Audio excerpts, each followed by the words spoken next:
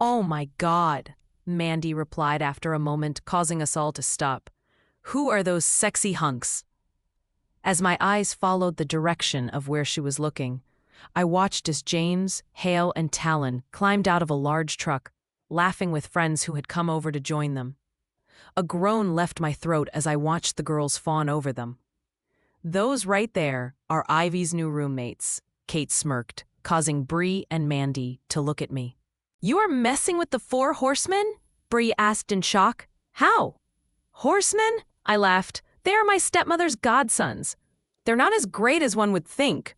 More of a pain in my butt. They could be a pain in my butt if they want, Mandy smirked, causing us all to burst into a fit of laughter. Oh my God, TMI, I chuckled. Don't act like you don't want them, Mady smirked. They are so gorgeous. I couldn't deny that I hadn't thought about it. But the thing was, I couldn't act on that. Plus, they were not in any way interested in me. Perhaps, but we all can't stand each other. Who can't stand each other? A sultry, devious voice said from directly behind me. As I looked toward the girls, I watched as their eyes widened and Bree quickly covered her mouth to stifle her laughter. Pinching my brow, I sighed before turning around and coming face to face with James and Hale. Hale crossed his arms over his chest, smirking at me as James looked dead intent on getting the answer to his question. We all don't. You, me, and the rest of your crew. Damian made that clear. James sighed, rolling his eyes as he smiled. Don't believe everything you hear. Yeah, sure, I replied with sarcasm as I stepped away from him and gestured for the girls to keep following me. There was no way I was going to allow him to ruin orientation day for me. Every time I was around them, I was flustered, and they had me thinking things that I shouldn't. I had a career to achieve and work to do. I didn't have time to worry about boys, because all they did was agitated me. Ivy or so, Kit's voice said, before quickly stopping with laughter. A set of hands wrapped around me, hoisting me up into the air as I found myself hanging upside down over James's shoulder. Oh my God, put me down, I screamed in shock, trying to register the way I felt as he touched me.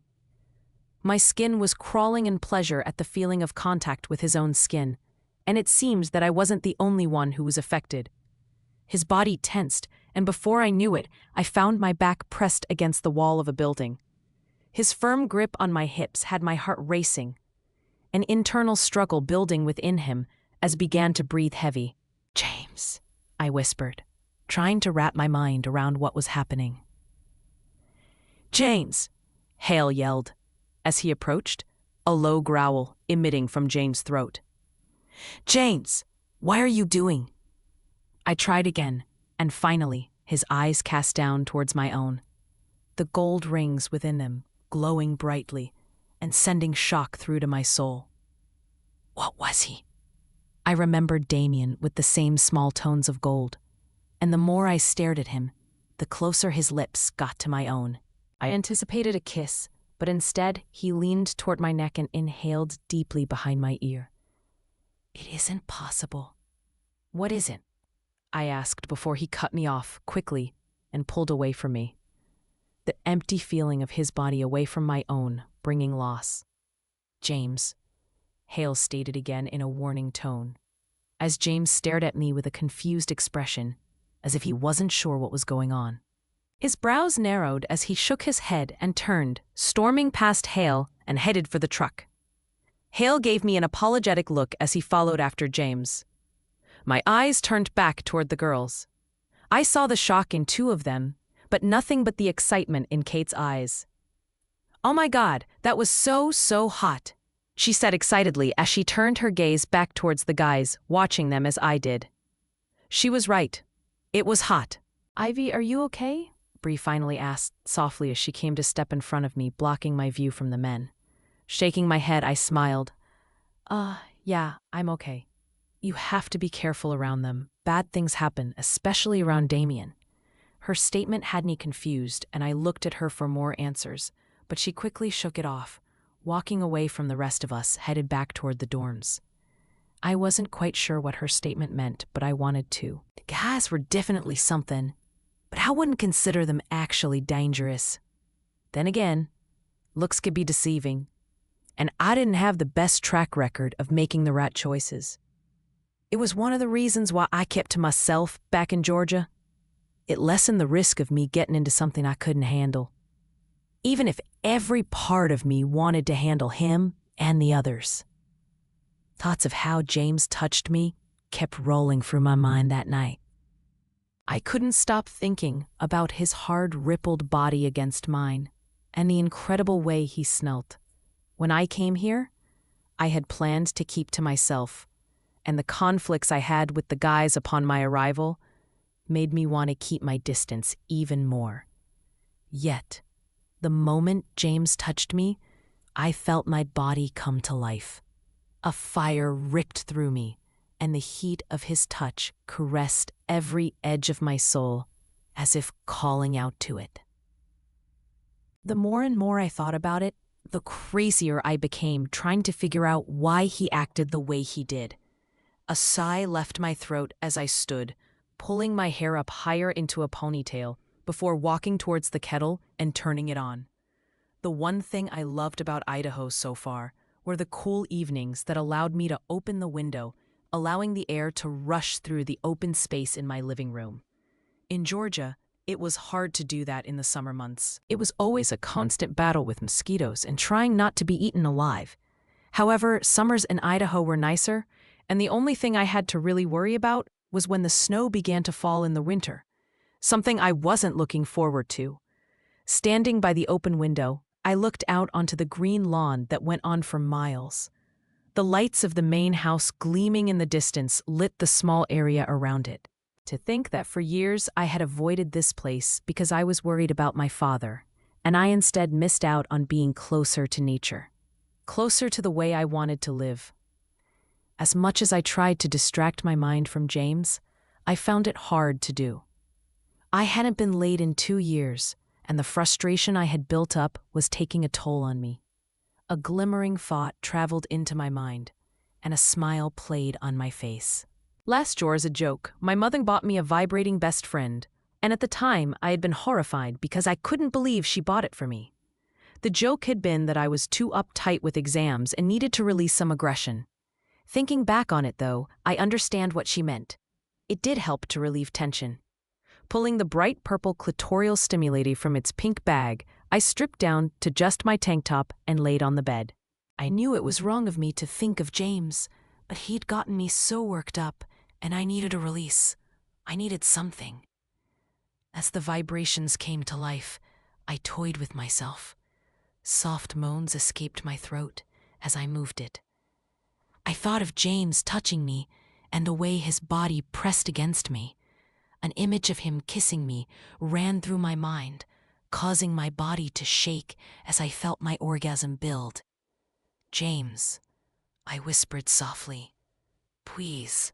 As my climax hit, I came undone, and a howling sound echoed through the woods behind me, causing my eyes to open in shock and the toy to be cast aside.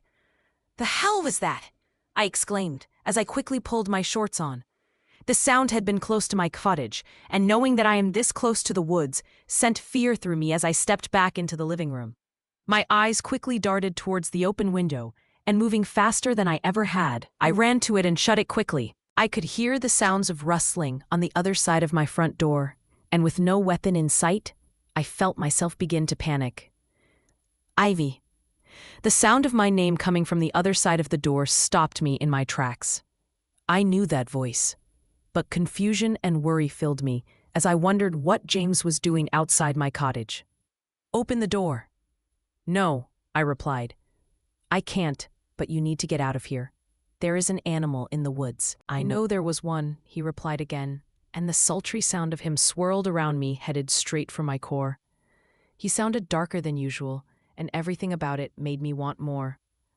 "Open the door, Ivy. I can smell you." Smell me? Being at my dad's house was beginning to be weirder and weirder, and every second of every day, I questioned whether or not I should have come here.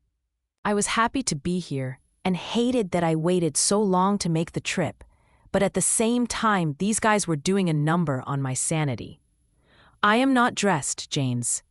The small click of the door made my eyes widen in shock as I watched the lock slowly turn and the door opened. A surge of adrenaline pushed through me as I stood still watching him. Liar. The smirk on his face itself was enough for me to get wet. But when he moved closer to me, I felt the anticipation rising, and I waited for the moment I was going to wake up from this dream. "What are you doing here?" I asked breathlessly as he stepped closer to me, his hand raising up to brush down over the side of my face. "You know, if you leave your windows open, we can hear what goes on inside this little cottage of yours, right?" Realization dawned on me that I hadn't closed it when I was pleasing myself, and my cheeks turned red with embarrassment. "I don't know what you're talking about, but you need to go," I quickly snapped as I tried to push him out the door.